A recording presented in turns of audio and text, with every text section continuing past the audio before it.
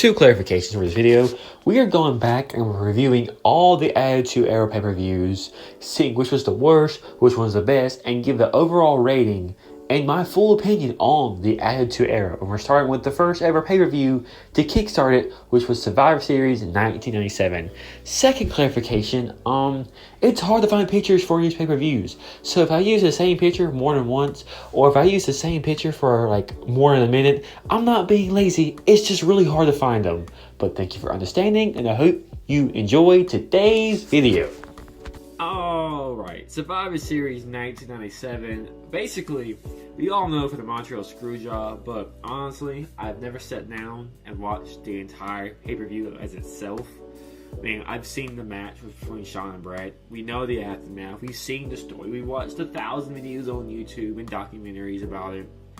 Now let's see how the card held up before we got to our very controversial ending. The first three matches were all, I repeat, all 8-man Survivor Series.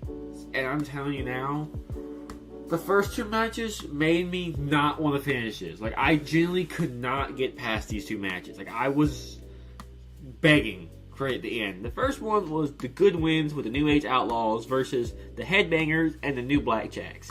Also, I kind of sort of forgot that JBL was at one point Blackjack Bradshaw.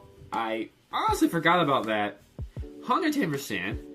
That was kind of funny seeing him there. Outside of that, the Good Wins, the New Age Outlaws win. You know, they did some shenanigans and they won the match.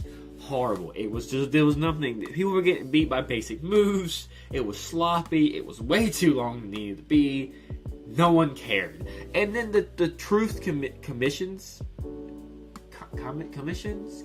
I forgot their name, versus the Disciples of Apocalypse. That was another thing. People were getting beat by power bombs and sidewalk slams. Another 2 out of 10. Like, these matches are just 2 out of 10. Like, the only good thing about these matches was the shenanigans or the stuff that took place before the matches. Like, I don't want to talk about these. 2 out of 10s. They both suck ass. They both horrible. Get them off my TV screen. Next one. Next is Team Canada versus Team US of the A. And honestly, it was okay, but it was heavily carried by Bulldog and Vader. Like, these two gentlemen put their whole Badusies in this, okay? They are actually trying. And, like, Vader, I think Vader, if I'm correct, Vader led everyone in this matchup until he lost. But Bulldog used a bell, the ring bell, and took him out.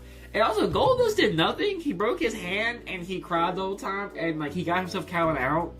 And then Bulldog jumped Vader and hit him with the bell, and Team Canada won.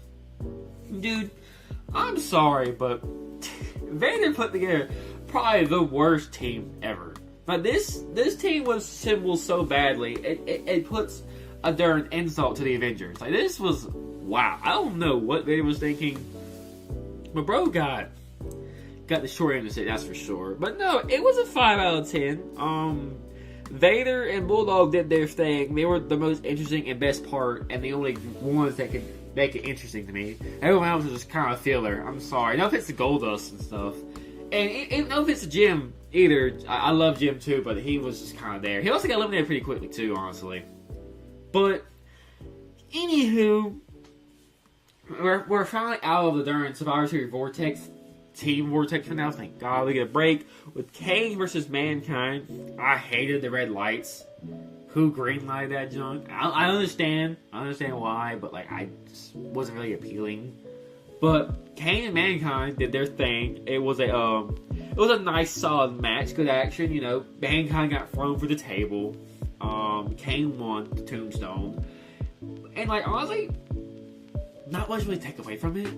6 out of 10. Like I said, solid match. Nothing too fancy or smancy. Whatever. Next one is Ahim Johnson, Ken Shamrock, the Legion of Doom versus the Nation of Domination. They kind of rushed the first bit of this match. People were kind of getting eliminated. Shenanigans were happening. Like, they got animal. They got Hawk out there fast, if I'm correct. I can't. I'm mixing the two up, and that should not be happening. But yeah, Ken Shamrock was the lone survivor. He beat D'Lo Brown and The Rock. Honestly, the best part of that match was D'Lo Brown, The Rock, and Ken Shamrock. Like, all three of them did their thing. They were fun. They were impressive. They did pretty good. They made the last bit of the match really interesting. In my opinion, it was the best Survivor Series match on the card. It just gets a 6 out of 10 for me as well.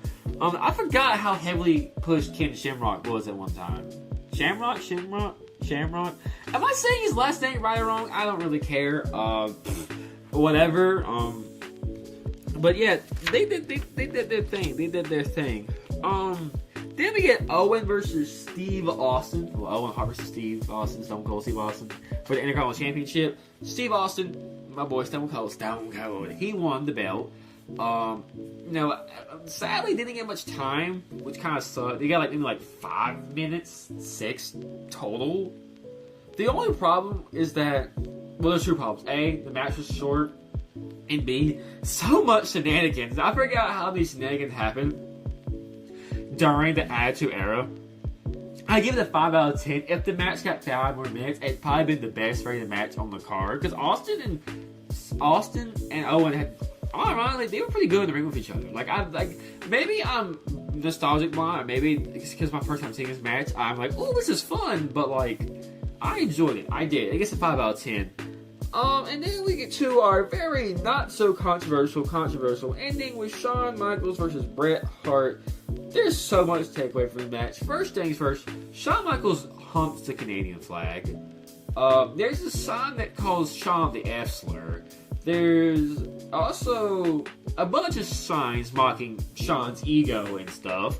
There's also signs saying Shawn is God. Bret comes out to a huge pop.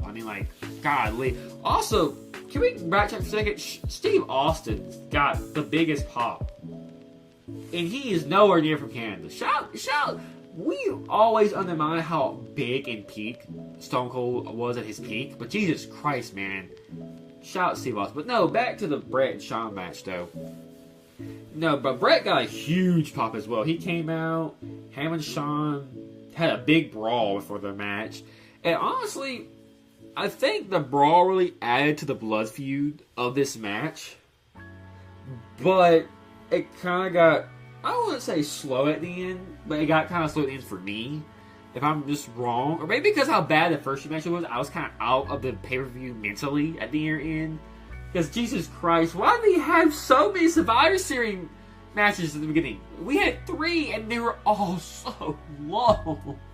Anywho, but no, we know the ending. Vince screwed Bret, and they cut out that part. They cut out the confrontation. They literally, it ends with Michaels leaving the tunnel on Peacock. It doesn't show everything after that. It just shows Shawn Michaels leaving, going, nah, I'm out. But as you know, Bret originally was supposed to win it, and then Shawn wins it, and Shawn didn't even know. No one knew, and Bret punched Vince, which, well deserved. Bret was a man ahead of his time, always has and always will be. Shout out to Bret Hart. But no, I give it a 6 out of 10, the match, because the slowness at the end and the screwy finish really takes away. Because, if the Montreal Screwjob never happened, this would have been a very forgot pay-per-view, and, it would have been only well known probably for Stone Cold winning the belt, and probably a better match that Shawn and Bret put on, and I think the Montreal Screwjob is very important for all the wrong and right reasons. On one hand, it basically was the godfather of the father of the Attitude Era. This literally is what 90% of people say the Attitude Era truly begins. But also we lost Bret and stuff too. So it's well, win some, lose some, I guess. But anywho, overall, it's a 4.5 out of 10.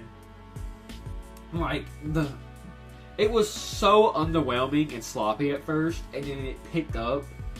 And then, once it picked up, you were kind of already out of it by then. It didn't really get going until, an hour and 13 minutes in the pay-per-view in a 3-hour show. And by then, you don't really care. You want to be over with. So every match, you look through a negative light, sadly. Which sucks, because I don't want to. I don't discredit anyone's match, but like, I'm sorry, but after the first 3 matches, I did not give a shit. I did not give a shit. And like I said, Team Canada, Team USA, like, got 5 out of 10, but like, when you get from shit to ass, anything's look better than that, you know? Like, the bar is in hell, essentially. But, yeah, that was the first pay-per-view reliving the war of the Attitude Era and seeing how truly great it was, or not great it was. But, like I said, this gets a 4.5 out of 10. Very mixed, underwhelming show. Sloppy, but also very, very important. Very, very important for the birth of the Attitude Era. And soon I'll be dropping my next review on the next review from the Attitude Era, and I'll be going through and reviewing all the Attitude Era pay-per-views and seeing which one's the best and which one holds up to the day standard of wrestling and whatnot. But like always, thank you for watching, thank you for listening. I hope you enjoyed today's video. Remember to like, comment, and subscribe, and I'll see you in the next one. Peace out.